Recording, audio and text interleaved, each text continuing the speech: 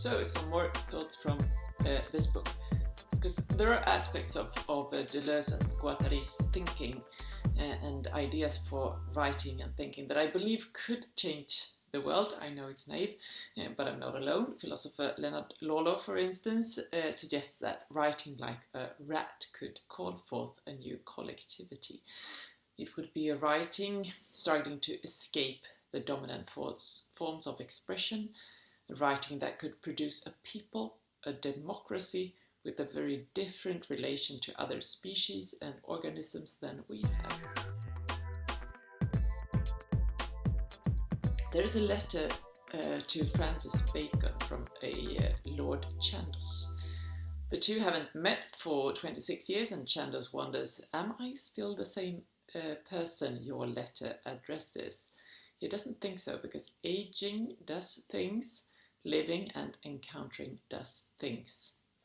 Like when Chandos had spread rat poison in his cellar of one of his dairy farms, not for the first time, one must assume.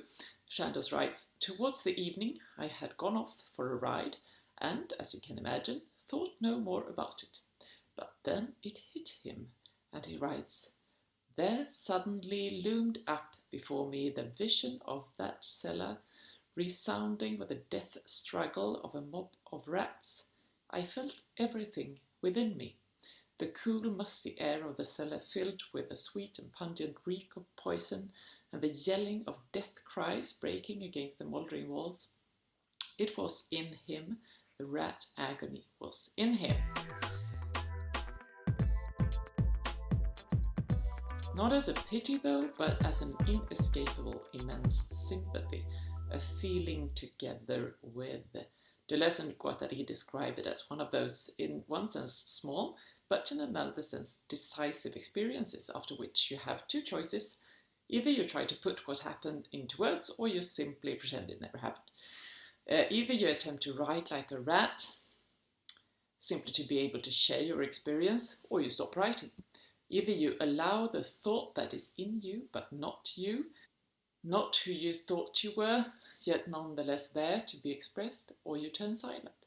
Not because you've understood the rat experience in the cellar, because you haven't, but because of that undeniable presence in your own body of that which you formerly regarded not you, not man, not human.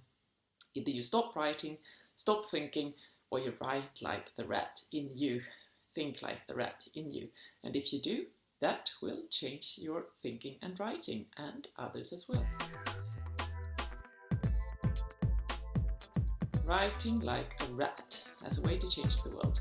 To write theology like a rat would mean to move beyond the claustrophobic circle of God and humanity. It would mean to acknowledge the animals' voices, differences close to me, in me, among which I am constantly about to become. Yes, I think that could call forth a new kind of collectivity. It could produce a people, a democracy, with a very different relation to other species and organisms than we have.